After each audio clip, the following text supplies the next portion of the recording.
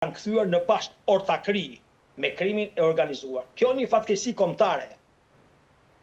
Zoti Stava, ju sot drejtësinë si e shihni në Shqipëri dhe në një situatë ku strukturat e sigurisë akuzohen për korrupsion dhe kërmomentim, sa i besueshëm është i gjithë procesi i hetimit nga brenda sistemit aktual, flas? Atëherë ne do të kemi parasysh diçka. Duam ne. Korrupsioni është një proces i pashmangshëm. Kompromitimi i individëve të caktuar është një proces i pashmangshëm. Rishpeti është një proces i pashmangshëm, ekziston kudo. Shqetësimi im nuk është problemi sepse kemi korrupsion, kemi rushvet apo kemi edhe mitmarrje. Shqetësimi im si qytetar dhe kryetari i Partisë Demokratike Djegë Durrës është sepse sot pra krimi organizuar, korrupsioni është kryer në sistem. Pra çdo nënpunës apo punojës i shtetit sot nuk ka interes të shërbejë qytetarit, po ka një qëllim të mirëfillt, ai ngrihet mëngjes nga shtëpia, shkon në punë dhe çfarë do të përfitojë, po dhe jo çfarë të shërbejë. Kjo është ajo që më shqetëson mua. Sepse duke e mbushur administratën me militantë dhe jo profesionistë, normalisht ne këllëdoj produkti do të kemi në shërbim. Dhe kjo është problemi. Unë do të them diçka shumë të thjeshtë juve. Pra para rreth 10 ditësh në Durrës pati përmbytje të jashtëzakonshme. Normale fatkeqësitë natyrore janë gjëra me fjalë që shoqëria njerëzore ka shekuj që ballafaqohet me ta. Por ajo që ndodhi në Durrës nuk është një fatkeqësi natyrore. Unë nuk duhet të referohem atyre që thanë sinoptikët, pra që milimetra shi në Durrës kanë ardhur rreth 44. Por unë i referohem asaj çfarë ka ndodhur me qytetin tim.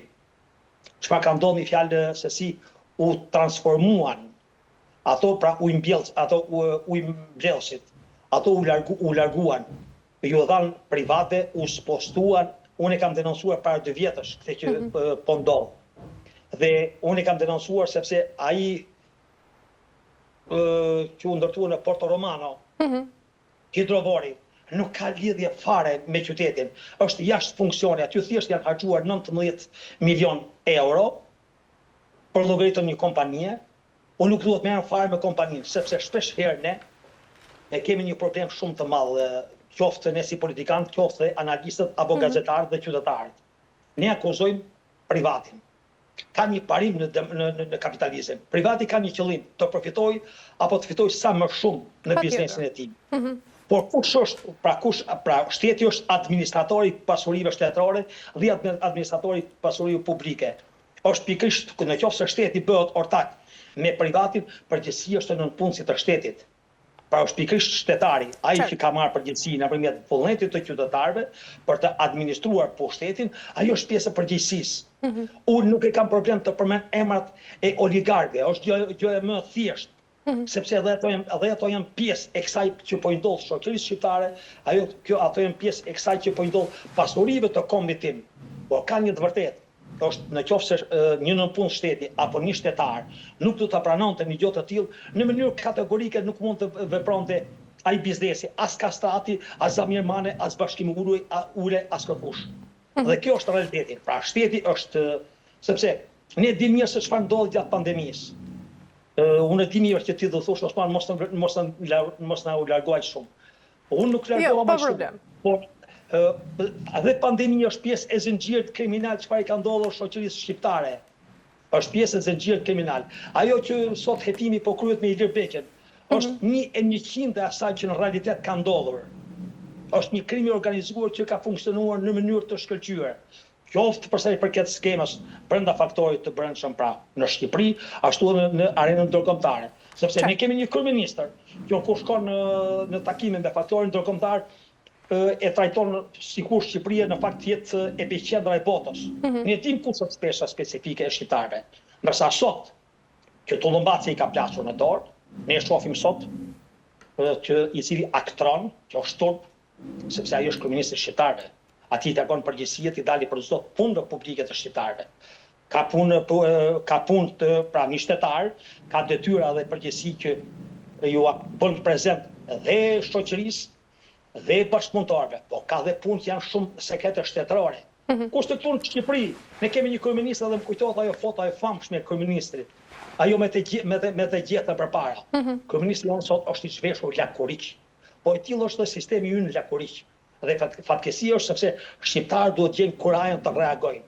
Dhe kur vjen momenti tek reagimi, unë t'jem një keqardhje, por jam i detyruar ta shpreh. Sepse në qoftë se ne nuk e shprehim gjithë nga pak të shqetësim që po më vjen shoqëria shqiptare. Unë nuk shkoj në protest apo nuk reagoj se do vi Partia Demokratike në pushtet. Nuk shkoj në protest apo reagoj sepse duhet bëhet Sali Berisha kryeministër.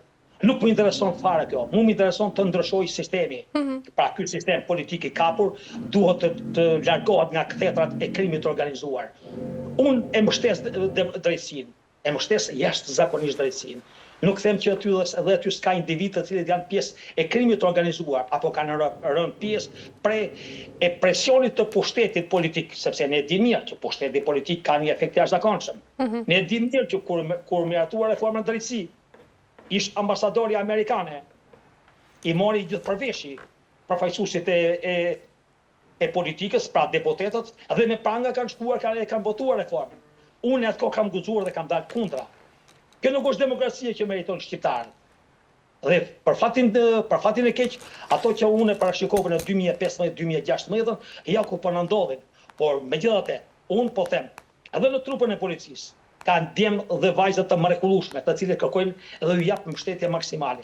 Dhe në drejtësi ka djemë të mrekullueshëm.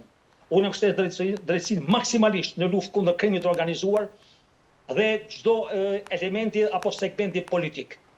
Por ka një të vërtet, duam s'duam ne, faktori politik në Shqipëri ka një impakt dhe ndikim të jashtëzakonshëm, qoftë në strukturët e policisë shtetit, qoftë në drejtësi dhe në çdo segment. Sepse mënyra se si e ka organizuar skemën e funksionimit të shtetit dhe të pushtetit, sekti, unë e quaj sekt.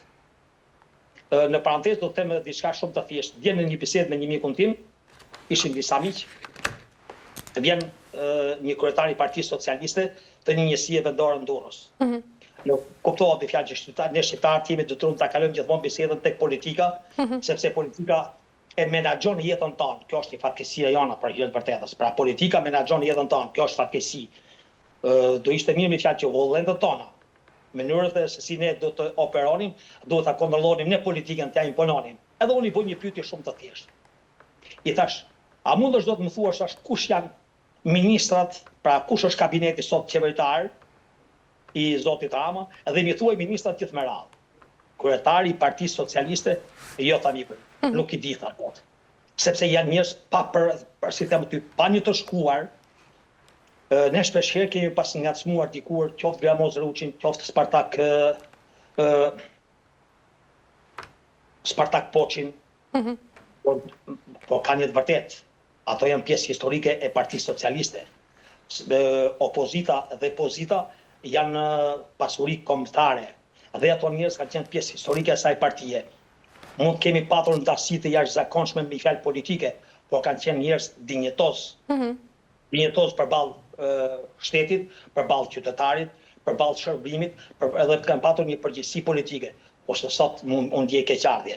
Sot edhe në parlament është për të ardhur turp dhe nga opozita. Ka njerëz të cilët nuk kanë lidhje fare as me politikën, as me shërbimin ndaj qytetarit, edhe për sa i përket formimit intelektual apo si të them ty, formimit dhe qytetar, se nëse jemi qytetar, ne s'mund të jemi intelektual. Patjetër. To shkojnë paralelisht me njëra tjetrën. Më duket se u zgjat edhe të Zoti Stafa, jo, për shkak